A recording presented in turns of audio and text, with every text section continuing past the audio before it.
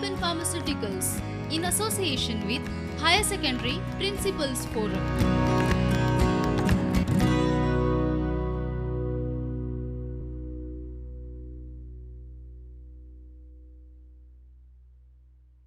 Good day, students.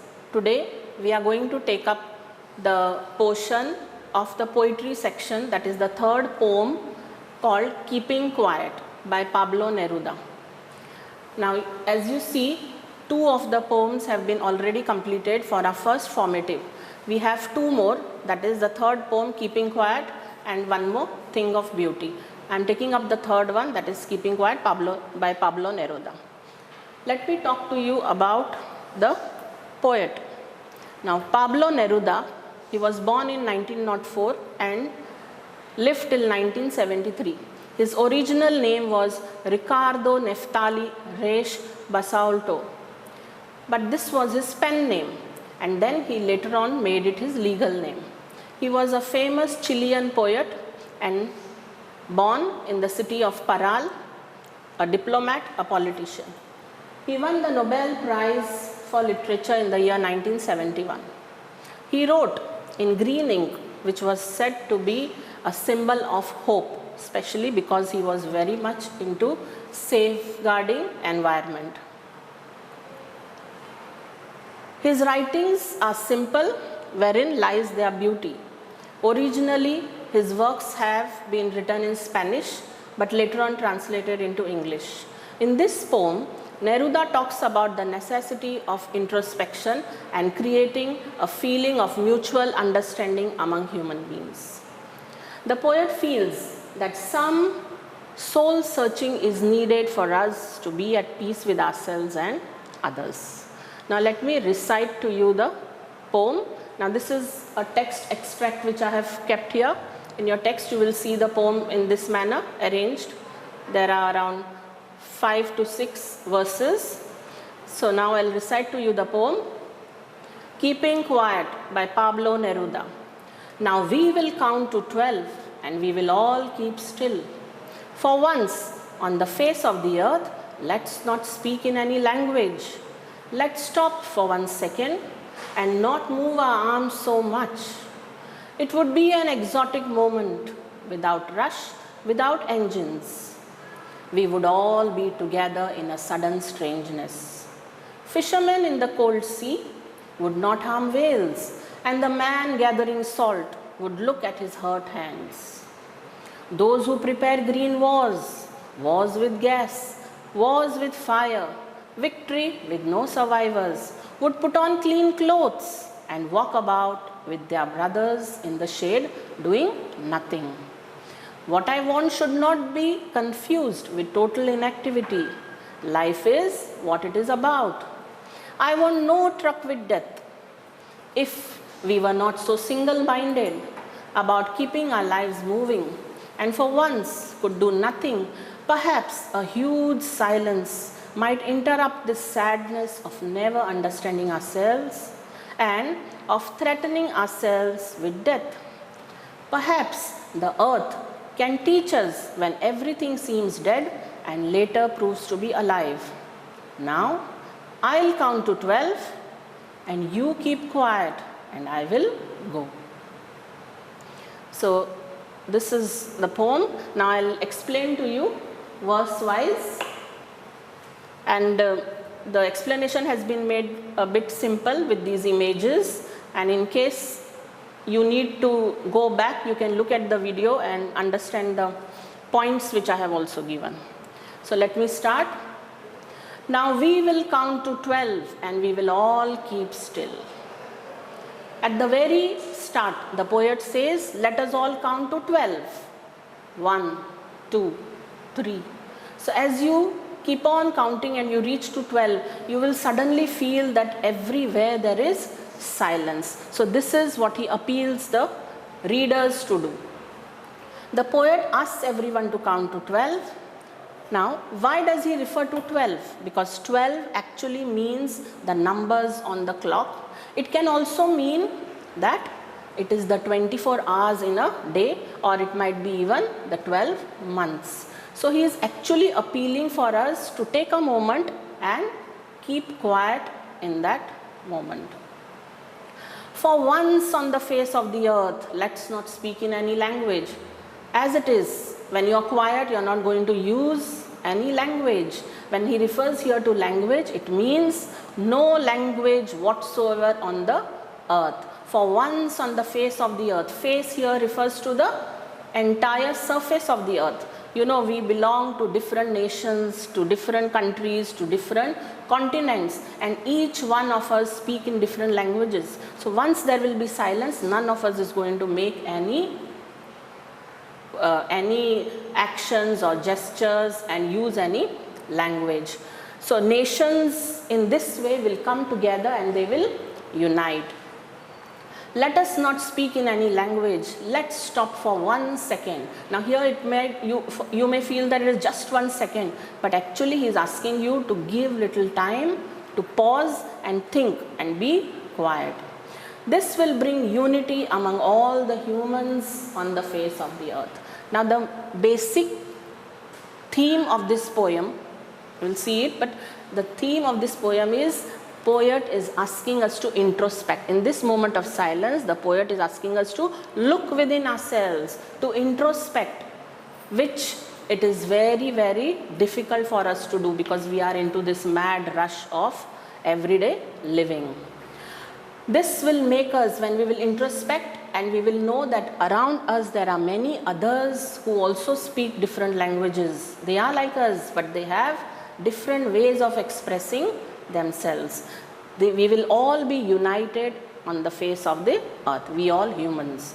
For at least that one moment, let us not move our arms so much. So here arms, as I said, when we are communicating, we use lot of gestures. Now we might be communicating when we are angry, when we want to express our aggression, our disregard. So we impose, along with the words which we are speaking, we impose a lot of actions on the people. Another way, the poet might also be referring to arms. When we say that we are enemies, no? we share our borders, but then we hate each other because we discriminate. We discriminate on the basis of language, caste, race, creed. And to show that we are more powerful, what we try to do? We use arms. Arms referring here to ammunition in warfare. The next lines, it would be an exotic moment without rush, without engines. So it's understood we are now in silence. So this beautiful moment is called exotic moment.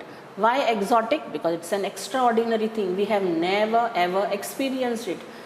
Exciting and extraordinary moment because there won't be any rush. Everyone will be standstill. Everyone is going to take time out for themselves to just reflect within themselves. You can call it a sort of meditation. Be quiet. So we won't hear any machines moving. We won't hear any engines running. No one will be in a hurry. Only one thing is common, that is we all are together. That's why he says we all will be together in a sudden strangeness. Because we are calm, we are quiet, it looks to be a newfound silence, and it will help us to reflect more into the deep thoughts which we have and also to think about the actions which we take up. It will be strange because this is the first time we are experiencing it. Fishermen, then he refers to the fishermen, he addresses them. All over the world today there is such mad rush to become competitive, to become more commercialized. So these fishermen who actually can get the produce from the sea, which is enough for them, but still they go out deeper and deeper into the sea and they harm the whales. So in the polar regions there are whales which these fishermen go out in the cold sea, and so at this moment when they will be quiet, they will think, why are we going out? It is, the nature has enough for everyone's needs, but not for man's greed. So fishermen in the cold sea should reflect on their actions and see that they don't harm whales. At the same time, he addresses the man who is gathering salt. Because of his everyday activity, he is harming himself. but he does not bother to take time and see how he has hurt himself. So no person who is harming other living beings, who is harming and earning his livelihood without taking time to rest and see what his activities are causing to him, what destruction his activities are causing to him, this moment of silence is going to give them that time which no one has experienced. All the people who are today, like day in and day out, we just get up, the 24 hours when they pass, we do not know. But we are just going behind, no, like a mad rush. Now I just want to tell you about the past 5 months. If you remember from March, in this pandemic, the lockdowns 1, 2, 3, 4, we have faced something called this silence. And we have also tried and found out how we were leading our lives towards the mad activities, accumulating things which are not required. We were not giving time for our families, and also it is a time that we have to be quiet, be silent and reflect on our thoughts and our actions. Now he addresses the people who are the scientists, the politicians, the bureaucrats, and tells them, these are the people who are creating wars.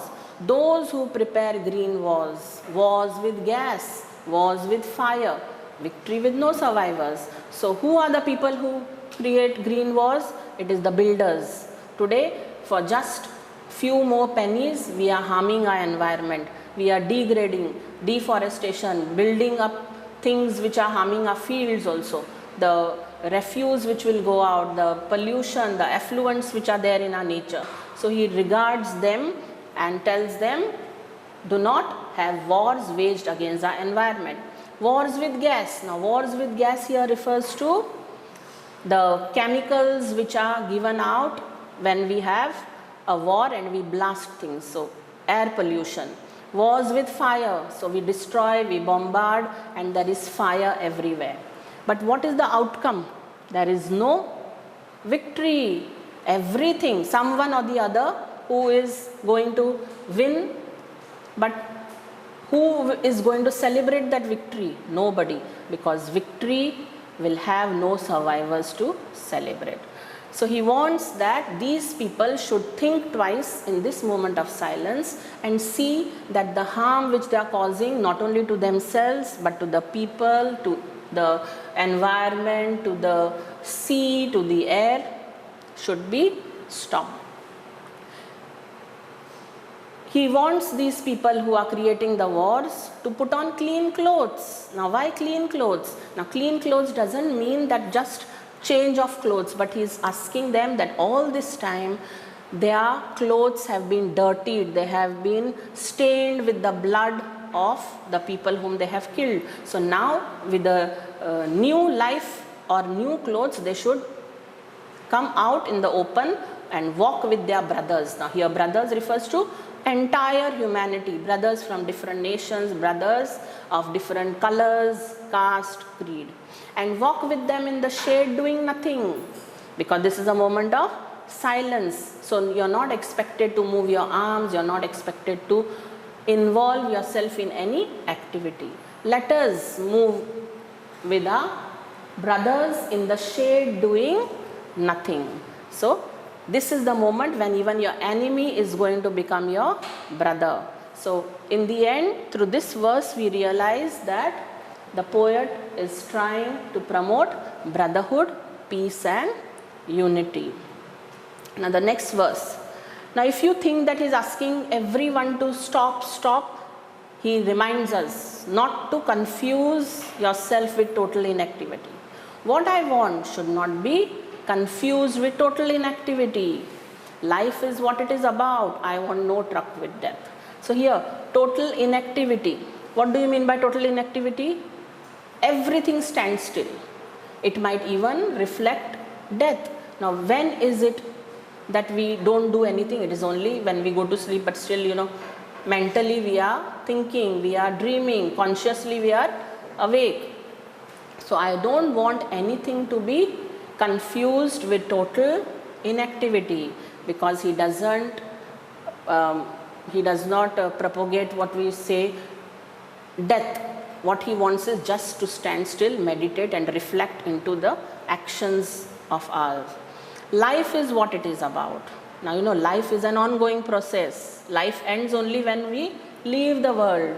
So life is what it is about. It is thing which we have to live every day. I don't want any truck with death. Don't think that I am trying to tell that see everything should end on this world. Let us all finish humanity. No. He says let us pause. Let us think with a new angle, with a new life, that see this total inactivity which we are involved in should not be confused with death. I don't want any association with death. If we were, next verse, if we were not so single-minded about keeping our lives moving.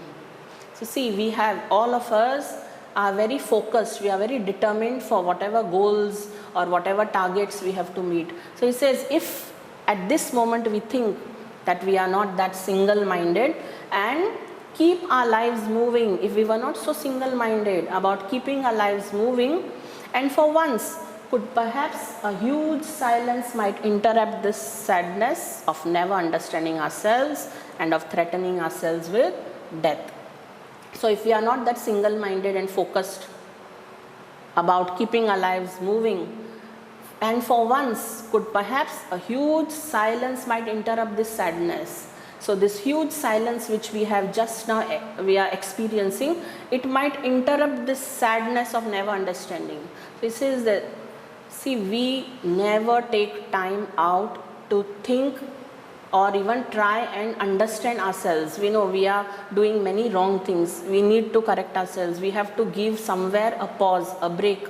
But we never do that because we are after completing our lives. And he says that that's why man feels threatened.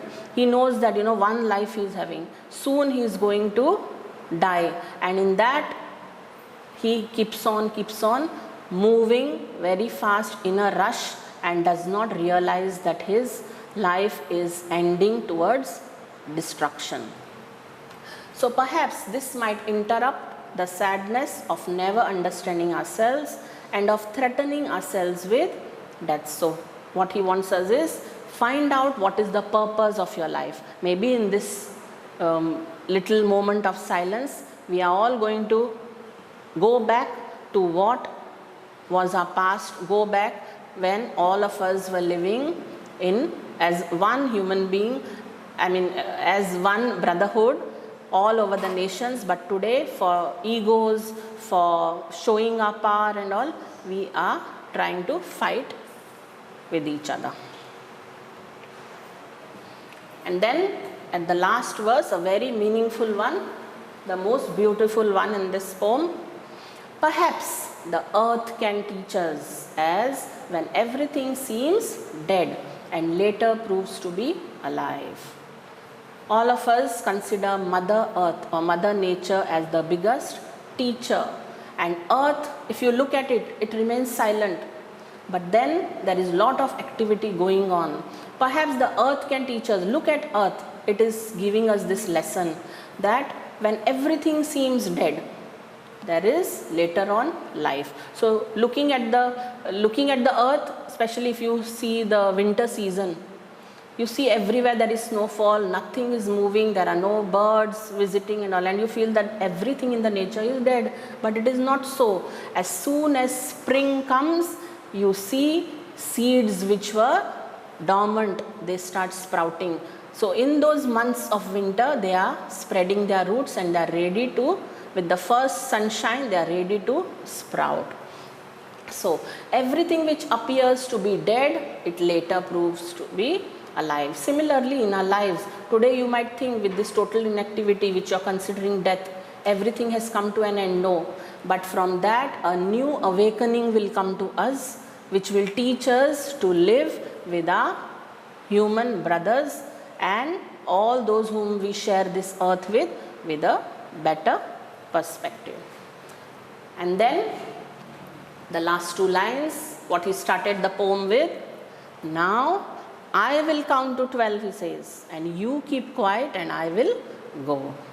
I will count to 12 because I have made you count earlier so that you remain still. But now I know that you have started thinking, you are enjoying this silence, and I have carried this message to you of universal brotherhood and peace. So now let me count to 12 and I will pass on this message to some other place. So I hope the poem has been very clear and all have understood. Yes, so that's the explanation of the poem. Now, as I have been referring here, for you, it will help you to answer your exam questions. That's why the theme is given here. The poet is talking about, through this poem, through these lines, he is talking about the necessity of quiet introspection and create a feeling of understanding, mutual understanding among humans. He urges the people of the earth to stop all activities and remain silent for a few moments.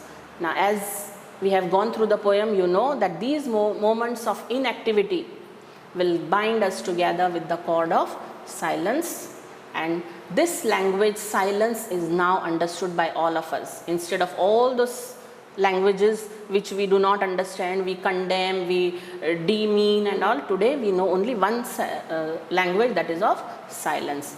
Now, the other thing which he is also trying to appeal to man through this poem is to have a mutual understanding among all the people of the earth, and as it is, he is also wanting that we should have a good regard for the nature around us. Now, the very important topic in the poems is the figures of speech. So, I have written down these, I will explain now. These are a few figures of speech which appear regularly in a question paper, in the board question paper. So, we have lot of instances of alliteration figure of speech. So, I have just noted down the different words on different lines in the verses. The first one is, now we will count to 12 and we will all keep still. Now, this is alliteration. Why is it alliteration? I have underlined the words. You can see the w sound, we will. This is the w consonantal sound, and when a consonantal sound is repeated, it is alliteration. Then the other lines we have, we would all be together in a sudden strangeness. S. So, s consonantal sound and w consonantal sound is repeated. His hurt hands. You know, man will look at the man gathering salt will look at his hurt hands. So, her consonantal sound is repeated pleasantly. The man will wear clean clothes. The men, you know, the brothers all walking together, they will wear clean clothes. So, cl. This is also a consonantal sound. So, it is an example of alliteration. And the second figure of speech is repetition. Now, in repetition, instead of a consonantal sound, we have the words which are being repeated. Repetition, without rush, without engines, was with gas, was with fire. So, without and was is repeated to have the poetic effect. Then we have personification. The third figure of speech is personification. Perhaps the earth can teach us. You know, earth is an inanimate being. It is personified and it is given the quality of teaching. Then we have euphemism. Now, this might be a new figure of speech for you. Euphemism. What I want should not be confused with total inactivity. Now, euphemism is a figure of speech where, you know, for a very harsh or a harsh term, or which is a term which we do not want to take, we use it with a milder term which is agreeable in nature. So, instead of mentioning total inactivity as death, he says that it is total inactivity. What I want should not be confused with total inactivity. So, here the idea of death is expressed in an agreeable manner. And the last one is antithesis. So in the last lines, as you see in the poem also, earth can teach us as when everything seems dead and later proves to be alive. So here both the words dead and alive are opposite to each other. So when two opposite words, dead and alive, occur together or come on the same sentence, that is a figure of speech, antithesis. So I hope these figures of speech have been clearly understood. Now over the years from the board papers also, these are few of the questions which you need to stress. So these are the important questions which I have put up here, and there are a few points to write those answers. These are not, don't consider that these answers, these points are the whole answer. You can elaborate them. So the important questions are, what will counting up to 12 and keeping still achieve? So you know, when you count up to 12, that moment is going to be an exotic moment, and it will be having lot of silence and stillness around. So in that moment of silence, it will create a strong sense of peace and brotherhood for humanity. What is the exotic moment the poet speaks about? It will be an exotic moment, he says. What will be the exotic moment? When everybody remains silent and suspends all the activities, man will experience lot of peace and tranquility, and he will realize that we all are one. So he's mentioning that there will be a feeling of universal brotherhood and achieving peace. The next one, how would man benefit if people did not speak in any language? Yes. So when man does not speak in any language, there is one language right now he is understanding, and that is of silence. So here actually he is talking about live and let live. Everyone has a freedom to live as he wants, and most important it is, man considers himself to be a super being. That doesn't mean he can harm the nature, the environment. So all discrimination will be wiped out when man will not speak in any language, and the world will be a beautiful place to live, and there will be peace. The next question, what does the poet mean by victory with no survivors? As you know, he was saying that there are lots of wars around, and everyone is trying to show their power and their supremacy on the other nation. But what is the end result of a war? Everything is destroyed. There is no human life, there is even the nature destroys. That's why he says, remember, war has nothing to benefit. The outcome of war is no survivors. So modern warfare, there might be a victory, but who is there to celebrate the victory? No one. So everything will be destroyed. So we don't have to think in those terms. Now the fifth question, what is the sadness that the poet refers to in the poem? The poet refers to the sadness that man does not understand when he is in this mad rush, living his life day in and day out. He is harming himself, and is also harming and destroying all others around him, the environment, the people. So he says this is a tragedy because we have never taken time out to understand what is the danger of this mad rush which we are facing. So he wants us to be very to be aware of the mindless activities, the futile activities which we are threatening our existence with, the futile activities which are destroying us. Now, do you think the poet advocates total inactivity and death? So as in the explanation it was told, he doesn't want total inactivity to be referred to as death. So no, he does not want to be confused. He does not want you to confuse himself as total inactivity meaning death. So he does not want to misunderstand him. He advocates ending these mindless and hostile human activities which are actually a threat to our own existence, endangering our existence. Instead, he wants us to reflect deep within, self-introspect, and stop all kinds of destruction and warfare and live as one community, as one word we can call that is brotherhood. And the last one, a very important one again, what can the earth teach us? See, if we look at the earth, earth remains still, and as the changes we see on the earth, we feel that earth is alive or earth is dead. But there is a very, very deep rooted meaning, lesson of preserving and giving life. Earth is teaching us this lesson. The poet is using this symbol of earth to say that under the apparent stillness there is life, life going on.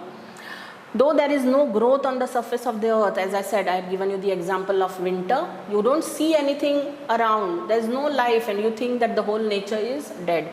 But actually below, new life is being formed, like a seed which is spreading its roots under the soil, waiting to sprout in the spring. So I hope this poem is going to teach us a new meaning of life, and it is going to make us realize that, see, it is not important to live your life just because you are born on this world. Instead, we have to correct our ways and reflect and deeply think and take time out where our activities are leading us to.